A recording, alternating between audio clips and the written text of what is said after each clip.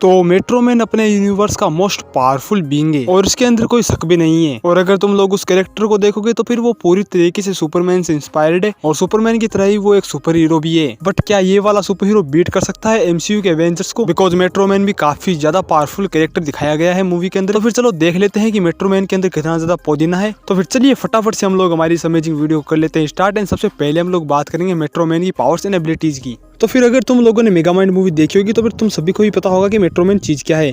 Metro Man basically Superman से inspired character है। उसका ओरिजिन, उसकी पावर्स एंड एबिलिटी सब कुछ है सुपरमैन से ही इंस्पायर्ड है। उसे भी उसके मम्मी पापा ने बचपन में ही अर्थ के ऊपर भेज दिया था और अर्थ पे आने के बाद उसको मिली उसकी सुपर पावर्स। बट यहाँ पर जो चेंजेस है वो ये है कि हमें अभी भी इसका पावर सोर्स नहीं पता है और इसकी कोई भी वीकनेस हम लोगों को मूवी के अंदर नहीं देखने को मिली है, जो कि इस कैरेक्टर को नियरली इनविंसिबल कैरेक्टर बना देती है। बट यहाँ पर जो सबसे बड़ा सवाल आता है वो ये है कि अगर मेट्रोमैन का कोई पावर सोर्स नहीं है या फिर अगर सिंपली बताऊं तो फिर वो खुद से ही इतना ज्यादा पावरफुल है, तो फिर उसके प्लेनेट के और भी कैरेक्टर्स या फिर उसके मम्मी पापा के पास भी ये वाली एबिलिटीज होनी चाहिए थी। बट हम लोगों ने मूवी के अंदर देखा है कि जैसे ही उनका प्लेनेट डिस्ट्रॉय होता है वो सारे के सारे ही मर जाते हैं। तो फिर उस बेस पे देखा जाए तो फिर अर्थ के अंदर कुछ ऐसी खास चीज तो है जिस कारण मेट्रोमैन इतना ज्यादा पावरफुल बन चुका है, यानी कि एक तरीके से मेट्रोमैन का ही पावर सोर्स एग्जिस्ट करता है। और अगर हम लोग बात करें उसकी पावर्स एंड एबिलिटीज की तो फिर सेम पावर्स जो सुपरमैन के पास है सारी पावर्स इसके पास है। इसके पास सुपर ह्यूमन फिजियोलॉजी है, इसके पास heat vision and enhance senses है, इसके पास भी फ्रीजिंग ब्रीथ है। इसी के साथ ही एक कैरेक्टर फ्लाई भी कर सकता है एंड और भी छोटी मोटी एबिलिटीज हम लोगों को मूवी के अंदर इसकी देखने को मिली है। और अगर हम लोग बात करें इसके फीट्स की तो फिर देखो मूवी के अंदर हम लोगों को इसके फीट्स सही से नहीं देखने को मिले हैं। इसके बारे में बस यही बताया गया है कि इसने कई बार मेगामाइंड को डिफीट किया है और मेगामाइंड एक काफी ज्यादा इंटेलिजेंट कैरेक्टर है जो कि हर बार प्रिपेयर होकर आता था,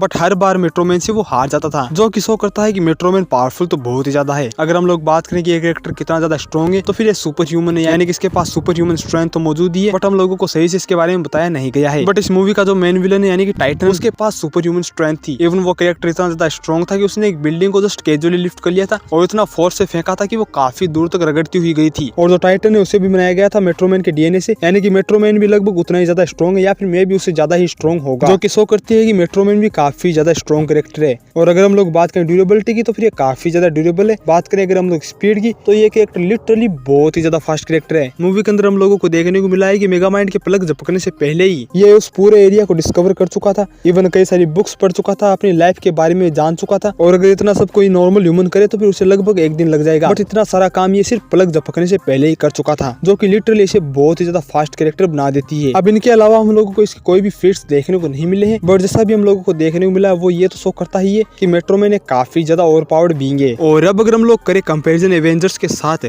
तो फिर देखो कोई भी नॉर्मल एवेंजर बीट नहीं कर सकता है मेट्रोमैन को। और मैं जिन नॉर्मल एवेंजर्स की बात कर रहा हूँ वो बेसिकली या तो नॉर्मल ह्यूमन है या फिर गैजेट्स को यूज करते हैं। जस्ट लाइक अगर मैं तुम लोगों को एग्जांपल दूं तो फिर इसके प्राइम एग्जांपल आते हैं हॉकाई एंड ब्लैक विडो, और इनसे रिलेटेड जितने भी सुपर हीरोज हैं उनमें से कोई भी बीट नहीं कर सकता है मेट्रोमैन को। अब अगर हम लोग बात करें थोड़े पावरफुल सुपर हीरोज की जिनके अंदर तुम लोग बेसिकली पीक ह्यूमन या फिर उन सुपर हीरोज को ऐड कर सकते हो जो कि लो लेवल की सुपर ह्यूमन स्ट्रेंथ पोजेस करते हैं, जिनके अगर मैं तुम लोगों को एग्जांपल दूं तो फिर आते हैं captain America, winter soldier, black panther, Spiderman, war machine and ऐसे ही और भी कई सारे सुपर हीरोज। और ये वाले सुपर हीरोज सच में काफी ज्यादा पावरफुल, बट ये भी बीट नहीं कर सकते हैं मेट्रोमैन को, बिकॉज मेट्रोमैन काफी ज्यादा फास्ट है। और सबसे बड़ी बात तो ये आती है कि वो काफी ज्यादा स्ट्रॉन्ग है, वो इन सभी को भी इजीली डिफीट कर सकता है। तो इसीलिए हम लोग सिंपली मोस्ट पावरफुल एवेंजर्स की बात करेंगे, जिनके अंदर आता है वर्दी केप, जिसके पास थोर का म्योल्नर है जो कि पावरफुल लाइटनिंग स्ट्राइक्स कर सकता है। बट ये कैरेक्टर पावरफुल होते हुए भी कभी भी मेट्रोमैन के सामने टिक नहीं सकता है, बिकॉज ना ही तो इसकी स्ट्रेंथ और ना ही इसकी फिजिकल पावर से कभी मेट्रोमैन को मैच कर सकती है, और ना ही ये कैरेक्टर लाइटनिंग से कभी मेट्रोमैन को हार्म कर सकता है, बिकॉज मेट्रोमैन काफी ज्यादा ड्यूरेबल तो है, इसी के साथ ही वो काफी ज्यादा फास्ट है। और जहां तक मुझे लगता है वो उसकी लाइटनिंग को इजीली डॉज कर जाएगा और उसके बाद कैप्टन को भी बीट कर सकता है,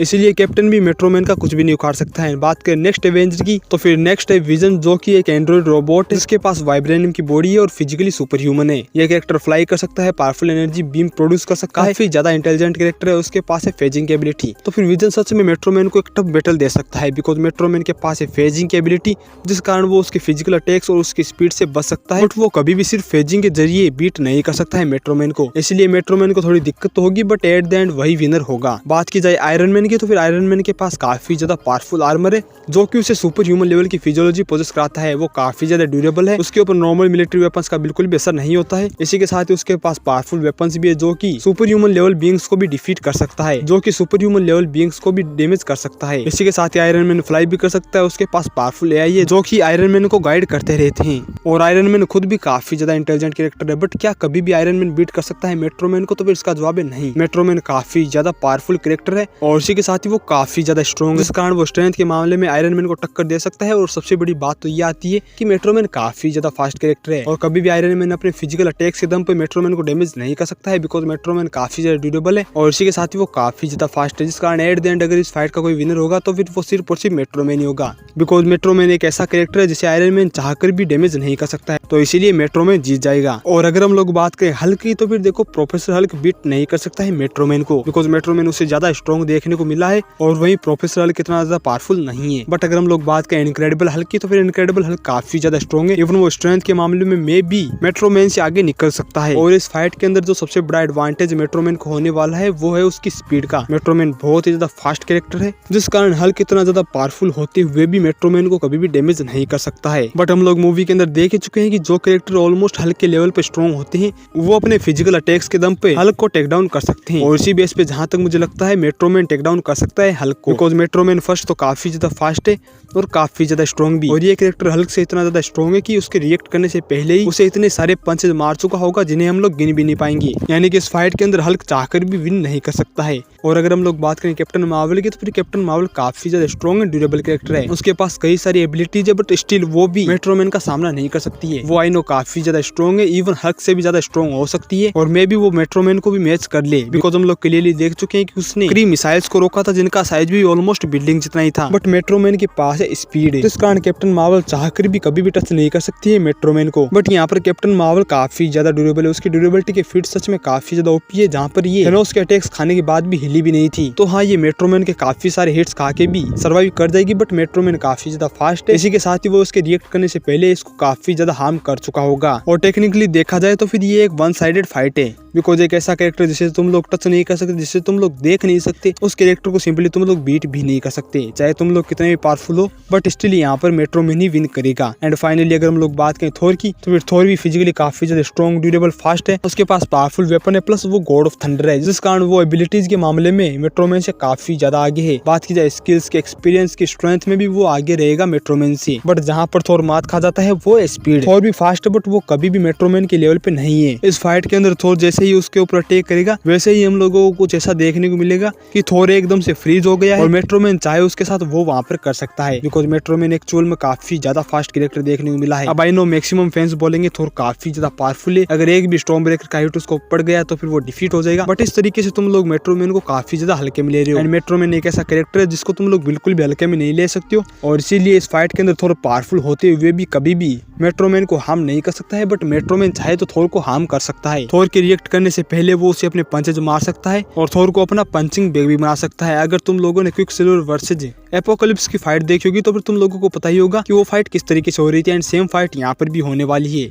एंड अगर इस फाइट के अंदर मेट्रोमैन ने मन बना लिया कि उसको थोर को किल ही करना है, तो वो डेफिनेटली उसको किल भी कर देगा, बिकॉज वो चाहे तो फिर थोर का स्टॉर्म ब्रेकर उसी के अंदर भी घुसा सकता है। इसीलिए इस फाइट के अंदर जहां तक मुझे लगता है विनिंग पॉसिबिलिटी मेट्रोमैन के पास ही जाने वाली है। तो क्या इसका मतलब ये हुआ कि कोई भी एवेंजर बीट नहीं कर सकता है मेट्रोमैन को? तो फिर देखो अभी भी दो एवेंजर बाकी है और वो है Scarlet Witch and doctor strange. And ये दो ऐसे कैरेक्टर है जो कि अपने मैजिक के दम पर कुछ न कुछ ऐसा कांड कर सकते हैं जिनके दम पे वो मेट्रोमैन को बीट कर दे। बट ये भी सिर्फ और सिर्फ पॉसिबिलिटी है, बिकॉज मेट्रोमैन काफी ज्यादा फास्ट है एंड इनके रिएक्ट करने से पहले भी इनको बीट कर सकता है। यानी कि अगर तुम लोग लॉजिकली देखोगे तो फिर कोई भी एवेंजर बीट नहीं कर सकता है मेट्रोमैन को। बट क्या हो अगर सारे एवेंजर मिलके इसके ऊपर अटैक कर दे तो भी ये बता पाना काफी ज्यादा मुश्किल है, बिकॉज यहाँ पर सारे एवेंजर्स मिलके भी डैमेज नहीं कर सकते हैं मेट्रोमैन को। इवन वो उसे छू ले वो भी बहुत ही बड़ी बात है। बट ये बात भी सोचने वाली है कि क्या मेट्रोमैन इतने सारे एवेंजर्स को एक साथ बीट कर सकता है? तो फिर इसका जवाब है हाँ, वो ऐसा कर तो सकता है, बट इसके अंदर उसे काफी ज्यादा टाइम लगेगा। बट एट द एंड अगर वो यहाँ पर थोड़ी बहुत अपने इंटेलिजेंस को यूज करता है तो फिर आई थिंक वो सारे एवेंजर्स को भी बीट कर सकता है, बिकॉज एवेंजर्स के अंदर ऐसा कोई भी कैरेक्टर नहीं है जो कि उसे डैमेज कर पाए, इवन उसे छू भी पाए। बट वो एक ऐसा कैरेक्टर है जो कि सारे एवेंजर्स को बीट भी कर सकता है एंड उन्हें छू भी सकता है,